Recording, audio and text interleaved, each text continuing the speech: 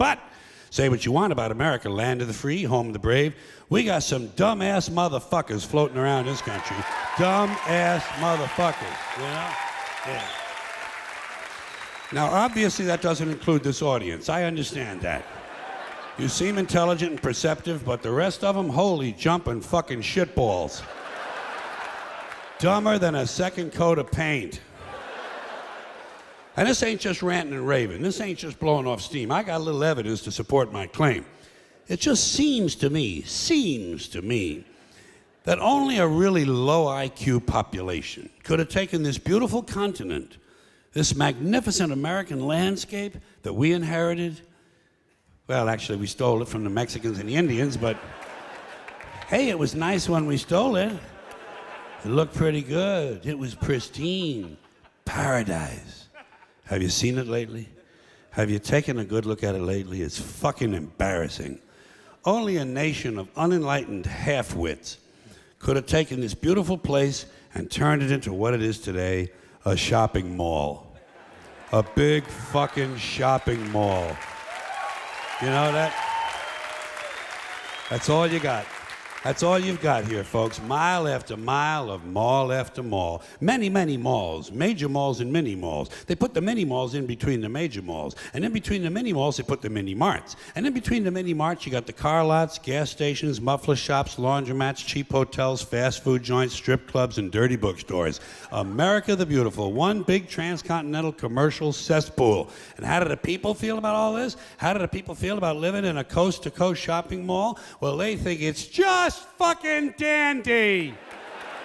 They think it is cool as can be, because Americans love the mall. They love the mall. That's where they get to satisfy their two most prominent addictions at the same time: shopping and eating. Millions of semi-conscious Americans, day after day, shuffling through the malls, shopping and eating, especially eating. Americans love to eat. They are fatally attracted to the slow death of fast food. Hot dogs, corn dogs, triple bacon cheeseburgers, deep fried butter dipped in pork fat and cheese whiz, mayonnaise soaked barbecued mozzarella patty melts. Americans will eat anything, anything, anything. If you were selling sauteed raccoons' assholes on a stick, Americans would buy them and eat them, especially if you dipped them in butter and put a little salsa on them. This country is big time, pig time. Forget the bald eagle. You know what the national emblem of this country ought to be? A big bowl of macaroni and cheese. A big bowl, because everything in this country is king size. King size, extra large, and super jumbo, especially the fucking people. Have you seen some of the people in this country? Have you taken a good look at some of these big fat motherfuckers walking around? Big fat motherfuckers. Oh my God, huge piles of redundant protoplasm lumbering through the malls like a fleet of interstate buses. The people in this country are immense, massive bellies, monstrous thighs, and big fat fucking asses. And if you stand there for a minute and you look at one of them, you begin to wonder, how does this woman take a shit? How does she shit? And even more frightening, how does she wipe her ass? Can she even locate her asshole? She must require assistance. Are paramedics trained in this field? And standing right next to her, of course, with a plate full of nachos and a mouthful of pie, is her clueless fucking husband, Joe Sixpack, with his monstrous swollen beer belly hanging dangerously out over his belt buckle. This guy ain't seen his dick since the Nixon administration. And if you stand there and you look at the two of them, you begin to wonder to yourself, do these people fuck? Is this man actually capable of fucking this woman? It doesn't seem structurally possible that these two people could achieve penetration. Maybe they're in that Cirque du Soleil or something. Telling you, the people in this country, every one of them is 50 pounds overweight. They are gargantuan. And in the summertime, God help us, in the summertime, they all want to wear short pants. Jesus, Lord, protector of all that is good and holy, deliver me from fat people in short pants. They all got short pants, big bellies, fat thighs, and dumb kids. Short pants, big bellies, fat thighs, and dumb kids. Every one of them's got two dumb-ass kids with them. And the whole family is wearing T-shirts, and every one of them's got the same T-shirt. I'm with stupid. Apparently in this country, the stupids are an extended family. And besides wearing them T-shirts, everyone in the family's got on a backpack. They got a backpack strapped to their back so they can carry around lots of stupid shit.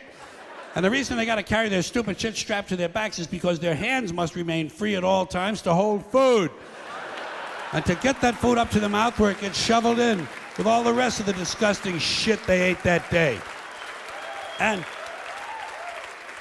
another reason for the backpacks is these people are going to buy even more stupid shit. They ain't got enough stupid shit at home. They just had a stupid shit sale. They ain't going to buy more. They're going to go out in the parking lot and stuff this stuff into the big, fat, ugly, oversized SUV that's got plenty of room in it. Plenty of room in it for stupid shit and lots of room left over for these big, fat, ugly motherfuckers to get them home. Stopping, of course, for jelly roll and fried dough. These people are efficient, professional, compulsive consumers. It's their civic duty, consumption. It's the new national pastime. Fuck baseball, it's consumption. The only true, lasting American value that's left, buying things. Buying things. People spending money they don't have on things they don't need. Money they don't have on things they don't need. So they can max out their credit cards and spend the rest of their lives paying 18% interest on something that costs $12.50. And they didn't like it when they got it home anyway. Not too bright, folks. Not too fucking bright. But if you talk to one of them about this, if you isolate one of them, you sit them down rationally, and you talk to them about the low IQs and the dumb behavior and the bad decisions, right away they start talking about education. That's the big answer to everything. Education. They say we need more money for education. We need more books, more teachers, more classrooms, more schools.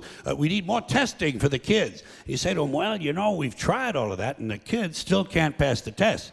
They say, oh, don't you worry about that. We're going to lower the passing grades. And that's what they do in a lot of these schools now. They lower the passing grades so more kids can pass. More kids pass, the school looks good, everybody's happy, the IQ of the country slips another 2 or 3 points, and pretty soon all you'll need to get into college is a fucking pencil. Got a pencil? Get the fuck in there, it's physics. Then everyone wonders why 17 other countries graduate more scientists than we do. Education. Politicians know that word, they use it on you. Politicians have traditionally hidden behind 3 things: the flag, the Bible, and children. No child left behind. No child left behind. Oh, really? Well, it wasn't long ago you were talking about giving kids a head start. Head start, left behind. Someone's losing fucking ground here. But there's a reason. There's a reason. There's a reason for this. There's a reason education sucks, and it's the same reason that it will never, ever, ever be fixed. It's never going to get any better. Don't look for it. Be happy with what you got. Because the owners of this country don't want that. I'm talking about the real owners now. The real owners, the big wealthy business interests that control things and make all the important decisions. Forget the politicians. The politicians are put there to give you the idea that you have freedom of choice. You don't. You have no choice. You have owners. They own you. They own everything. They own all the important land. They own and control the corporations. They've long since bought and paid for the Senate, the Congress, the state houses, the city halls. They got the judges in their back pockets. And they own all the big media companies, so they control just about all of the news and information you get to hear. They got you by the balls. They spend billions of dollars every year lobbying to get what they want. Well, we know what they want. They want more for themselves and less for everybody else. But I'll tell you what they don't want. They don't want a population of citizens capable of critical thinking. They don't want well-informed, well-educated people capable of critical thinking. They're not interested in that. That doesn't help them. That's against their interest. That's right. They don't want people who are smart enough to sit around the kitchen table and figure out how badly they're getting fucked by a system that threw them overboard 30 fucking years ago. They don't want that. You know what they want? They want obedient workers. Obedient workers. People who are just smart enough to run the machines and do the paperwork, and just dumb enough to passively accept all these increasingly shittier jobs with the lower pay, the longer hours, the reduced benefits, the end of overtime, and the vanishing pension that disappears the minute you go to collect it. And now they're coming for your Social Security money. They want your fucking retirement money. They want it back, so they can give it to their criminal friends on Wall Street. And you know something? They'll get it. They'll get it all from you sooner or later, because they own this fucking place. It's a big club, and you ain't in it. You and I are not in the big club. And by the way, it's the same big club they used to beat you over the head with all day long when they tell you what to believe. All day long, beating you over the head in their media, telling you what to believe, what to think, and what to buy. The table is tilted, folks. The game is rigged. And nobody seems to notice. Nobody seems to care. Good, honest, hard-working people, white collar, blue collar, doesn't matter what color shirt you have on. Good, honest, hard-working people continue. These are people of modest means. Continue to elect these rich cocksuckers who don't give a fuck about them.